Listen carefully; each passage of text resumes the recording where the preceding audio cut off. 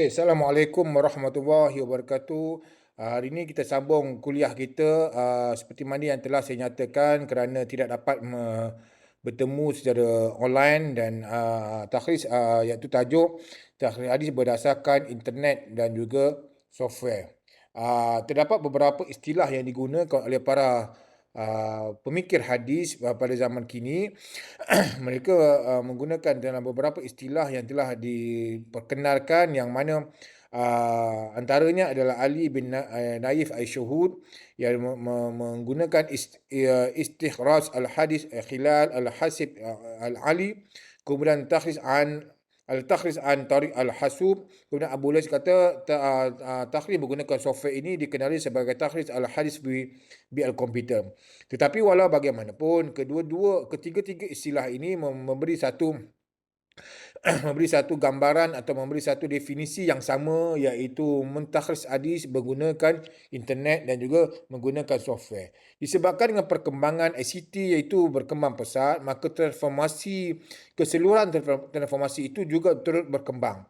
Antara yang memberi kesan langsung iaitu pencarian hadis itu sendiri. Walau bagaimanapun, namun begitu kita dapat melihat bagaimana bagaimana pencarian atau pentakhris hadis itu secara klasik itu dia akan memberi masa yang agak panjang. Semata-mata untuk mencari satu hadis saja dia akan memakan masa yang agak panjang dan dia memerlukan beberapa kitab itu tersedia untuk kita mencari. Namun begitu, dengan pencarian hadis secara ICT ini, yang memudahkan dan keseluruhan kitab yang kita perlukan ada di dalam software ataupun ada di dalam internet itu sendiri. Dan dia apabila keseluruhannya ada, maka dia memudahkanlah untuk kita mencari hadis itu dengan masa yang kita peruntukkan, dengan masa yang kita kehendaki itu sendiri. Dengan masa yang kita kehendaki. Maka dia memudahkan banyak perkara dan dia memberi perbezaan waktu yang agak ketara jika dibandingkan dengan pencarian hadis secara fizikal itu. Jadi perkembangan ICT ini dapat sebenarnya perkembangan ICT ini dapat menyelesaikan permasalahan yang dihadapi oleh pengkaji dalam kemunculan perisian hadis ini, yang berperanan untuk menyimpan ribuan buku-buku, khususnya buku-buku klasik hadis itu sendiri. Klasik hadis melalui soft copy dan juga pencapaian digital. Jadi banyaklah laman web yang menyediakan kemudahan ini. Antaranya adalah Islam Web, antaranya adalah Asyifa, kemudian Dora.net, kemudian Hadis Al-Islam.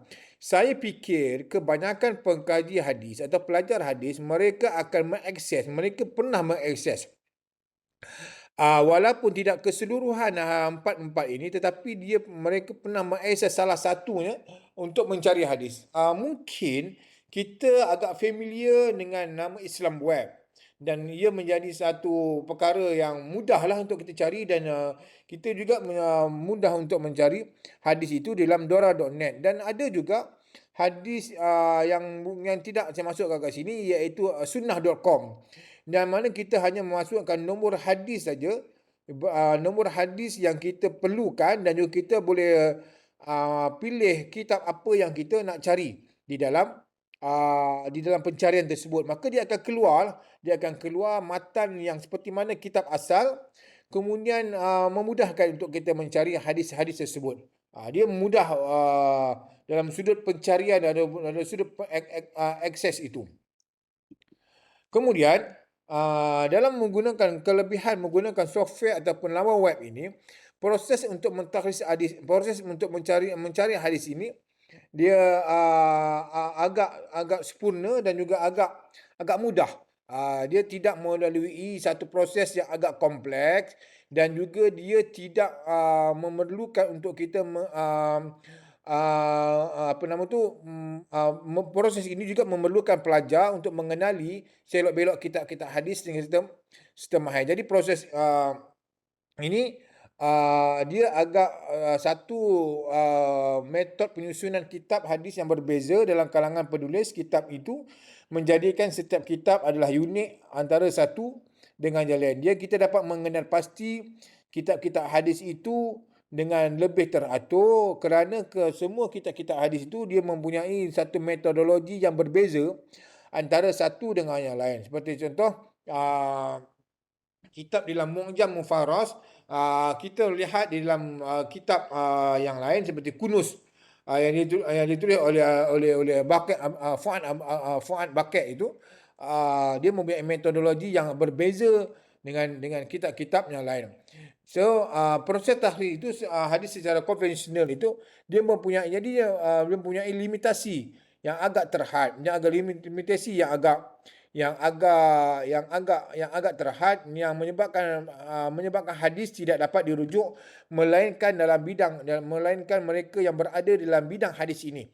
Jadi mereka yang bukan berada dalam bidang hadis, kemungkinan dia tidak dapat mengakses hadis-hadis yang ada dalam kitab-kitab hadis itu, kerana pencarian yang ada, hadis yang ada dalam kitab itu hanya boleh diakses berdasarkan dengan kepakaran mereka yang dalam bidang hadis itu saja. Kemudian kaedah takhris dengan menggunakan teknologi maklumat ini adalah kitab hadis dimuat naikkan ke dalam laman seseorang. Contohnya apabila kita membuka sunnah.com sebagai contoh, sebagai contoh, so kitab-kitab hadis itu bermula daripada Sahih Bukhari, Sahih Muslim, Abu Dawud, Tirmizi, Imam Ahmad, Darimi dan yang lain itu, ia diakses ke dalam kitab asal. Dia diakses di dalam laman seseorang tersebut. So apa yang kita tengok di dalam kitab asal itu, itulah juga yang terkandung di dalam laman sesawang. Laman sesawang. Cuma dia telah ditukar dalam bentuk PDF yang sesuai lah untuk di dalam laman web itu. Di dalam laman web itu. Sebagai contoh, bila kita akses di dalam Dora.net kan, contohnya kita dapat akses di dalam Dora.net dalam bahasa Arab. Sekarang ini dalam Dora.net dalam bahasa Arab, tetapi akan datang ada satu usaha di dalam yang telah digerakkan oleh Multaqa Ahli Hadis Muhim. Saya juga terlibat di dalam usaha ini, sebab saya sebagai timbalan pengurusi Muhim itu, menterjemahkan Dora.net itu ke dalam bahasa Melayu. Menterjemahkan Dora.net itu ke dalam bahasa Melayu. Dan usaha itu telah berjalan, telah berlaku. Telah berlaku sekarang, dan tetapi ia memakan masa lah agak lama untuk diterjemahkan ke dalam bahasa Melayu sambil mengekalkan istilah-istilah hadis yang menjadi asal terhadap perbincangan hadis itu. Sebagai contoh, hadis sahih, sebagai contoh istilah gharib, sebagai contoh istilah dhaif itu dikekalkan. Tafarud juga dikekalkan dengan istilah asal itu. Usaha itu telah berlaku, telah diterjemahkan, dan ada kerjasama antara Muhim ataupun Multaqa Ahli Hadis dengan pemilik Dora.net itu, tersebut. Cuma akan masa panjang lah, tempoh masa itu panjang. Tapi gerak kerja itu telah berjalan sekarang ni. Kemudian kaedah yang paling banyak iaitu kaedah mentahrir dia menggunakan software itu. Ia sebenarnya telah digunakan secara meluas oleh para pelajar dan juga para pengkaji hadis untuk mencari hadis, dan dia telah secara tidak langsung telah menjimatkan pelbagai sudut, Antara ini dalam menjimatkan kos, dia tidak perlu lagi memberi kitab secara hard copy. Mungkinlah tidak pergi kepada library, yang mana library itu kena pergi menyelak kitab secara fizikal, dan juga perlu membeli kitab berbandel-bandel dan disusun di rumah, di almari, di pejabat, hanya untuk mencari. Itu kaedah takhris klasik. Sebab sekarang ramai yang mengkaji takhris, mereka hanya duduk di kafe, mereka hanya duduk di rumah, mereka hanya duduk di mana-mana tempat yang mereka selesa, dan proses itu berjalan, dan proses takhris itu berlaku kerana mereka dapat mengakses di dalam internet, mengakses di dalam software. Asalkan tempat itu ada internet, ada capaian internet yang baik, mereka dapat menyiapkan menyiapkan proses takhris itu berlaku. Kemudian antara website yang digunakan iaitu Dora.net atau Dora Saniyah, kemudian Jami' Al-Hadis Nabawi, kemudian Mauqi' Al-Islam. Dan ini adalah beberapa search ataupun beberapa laman web yang telah digunakan. Berikutnya. Berapa laman web yang telah digunakan untuk pencarian hadis, iaitu Dora Saniyah, kemudian Mauqi' Al-Islam, kemudian Islam Web, kemudian Jami' Al-Hadis An-Nabawi, kemudian Muhaddis, kemudian Nida Al-Islam, Kutub Takhrij Al-Hadis Nabawi Al-Syarif li Syekh Nasaruddin Al-Albani. Ini semua adalah beberapa carian yang digunakan bagi mendapatkan martabat hadis ataupun mendapatkan proses takhrij itu sendiri. Beberapa pencarian. Sebenarnya ini adalah antara saja. Tapi ada banyak lagi yang tak dapat saya nyatakan di sini, tapi ini adalah beberapa carian-carian tersebut. Bagaimana ini adalah dia punya link. Nanti bolehlah klik kat sini, link ni boleh tengok apa yang ada yang terkandung di dalam itu. Kemudian ini adalah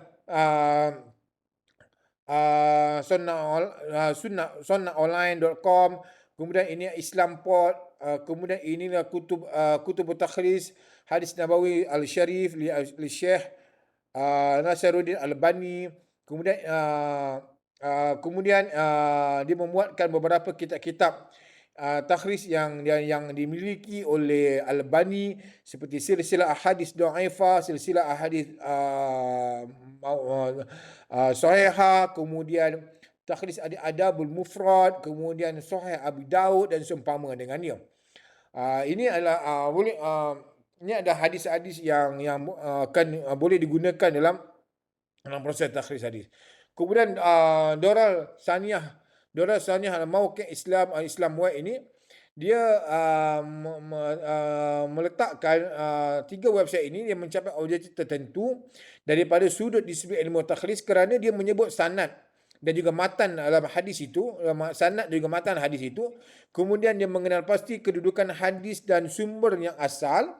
Kemudian dia mengenal pasti perawi-perawi hadis dengan menilai kedudukan mereka dari sudut jarh wa ta'dil. Dia menilai perawi yang ada di dalamnya. Kemudian dia menyebut status hadis itu sendiri. Dia menyebut satu hadis sama ada hadis itu sahih, hasan, dhaif ataupun palsu. Dia berdasarkan dengan takhrij hadis yang dilakukan itu. Ini adalah contoh hadis yang terdapat di dalam Dora.net. Dia menyebutkan hadis itu, matan hadis tersebut.